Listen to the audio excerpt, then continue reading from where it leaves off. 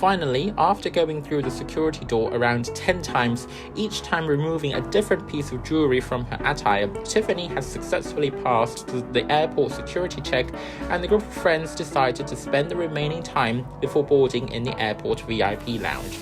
Just as the attendant at the check-in counter had said, the group of friends perceived the extravagant sign of the VIP lounge immediately after they alighted the escalators. As they approached the lounge, Eliza perceived another poster advertising Taipei on the side. Wow, I didn't know Taipei has these European/Victorian style architecture as well, mused Eliza. Of course it does, replied Claire. Taipei is a global metropolis with a diverse range of cultures, including Chinese, Japanese, and European, as many headquarters of international organizations were located there. Wow, looks like someone did their research, replied Eliza. After entering the VIP lounge, they discovered that it offered a wide selection of free food and drinks from a variety of different cultures. Oh my god, everything looks so tasty here, said Claire as she glanced around the buffet area. Anyone fancy something to eat? No, I'm not that hungry to be honest, replied Sean. Besides, we'll be very well fed on our 14-hour flight, not to mention all the Taiwanese delicacies waiting for us to enjoy after arriving in Taiwan. I'm gonna have something to drink. I'm parched after all that hassle with the security, said Tiffany as she glanced around looking for a waitress. Hello, I want a bubble tea. Bubble tea? Exclaimed Jeffrey in astonishment. They have Taiwanese bubble tea here. I'd like one as well, please. Us too, said Claire and Eliza, exclaiming in one voice after acknowledging that the famous Taiwanese beverage was served there. Well, why not let's take some time to do some research on famous food and drinks in Taiwan, said Sean as he took out his laptop. Every time I visit Gran in Taipei, I always gain weight for eating too much delicious Taiwanese food. Wait, your grandma lives in Taipei? Inquired Jeffrey. As being a recent graduate in BA History, he took out his phone to do some research on famous historical monuments and museums to visit in Taiwan. I thought she's from China. Well, yeah, my grandma was born and raised in Beijing, but she followed the Nationalist Party to Taiwan in 1949 after the Chinese Civil War as a middle school teacher, and has married my late grandpa, who was also a mainlander in Taipei, so she has lived there ever since, explicated Sean. But how come she doesn't want to move back to Beijing now that cross-strait flights are so frequent? Asked Eliza. She has visited Beijing many times since my mom married my dad and moved to Beijing, but she says she can never get used to the air pollution and overcrowdedness there, so she still prefers to live in Taiwan. After our whole family immigrated to UK when we were little, she seldom came to Beijing, even after my aunt got married, answered Claire for her brother. Wait, you have an aunt? I didn't know that, said Eliza. Yeah, she's Blythe's mom, replied Claire. Blythe? Who is she? Inquired Eliza. You mean Blythe, the super smart girl from Taiwan who helped to solve the mystery of Tiffany's dad's haunted amusement park last year? Said Jeff. Dang, she's cute. Wait, does that mean we'll get to meet her again in our trip to Taiwan? Can't wait to talk to her again. Tiffany rolled her eyes as she grew jealous of her dear Jeffy admiring other girls, so she quickly changed the topic of conversation. I'm gonna go to the duty-free shop there and check out some new handbags. Do you want to come with me, Jeffy? Asked Tiffany. Why not let's all go and take a walk together? Replied Jeffrey, unwilling to go alone with Tiffany. There's plenty of time left to sit down and relax on our 14-hour flight. Therefore, the group of friends took their bubble tea with them and started doing some window shopping in the duty-free stores. Nevertheless, Tiffany soon grew bored. Oh my god, they don't have anything here, complained Tiffany, crossing her arms. I have more handbags in my room than this whole store. Eliza rolled her eyes.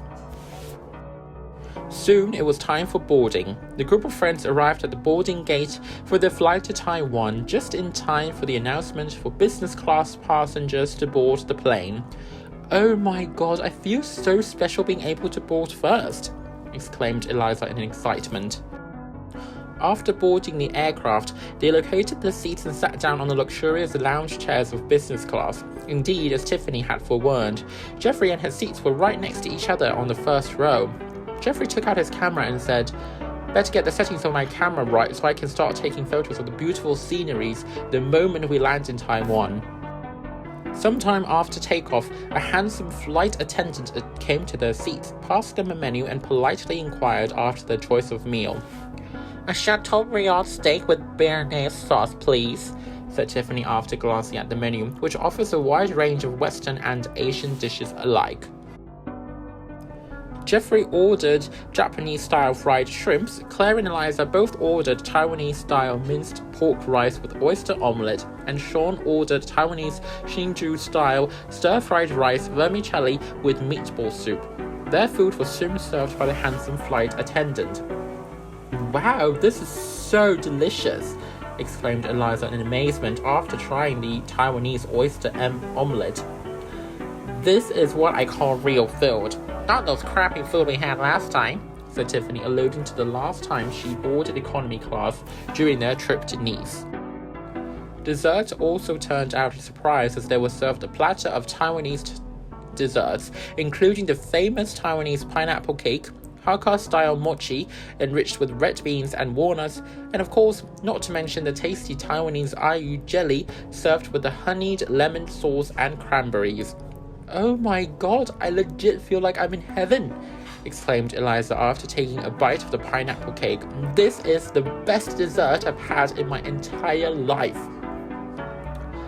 "Seriously, Taiwanese food is way too underrated," said Jeffrey as he finished his ayu jelly. "They should gain more popularity in the West so more people can taste these Taiwanese delicacies." "This is just a small selection of Taiwanese food, really," said Sean. "You guys will get to taste an even wider range once we get to Taiwan." "Honestly, I can't wait," replied Eliza. "Why not let's open a bottle of champagne and drink a toast to our wonderful trip," suggested Tiffany as she ordered a bottle of champagne.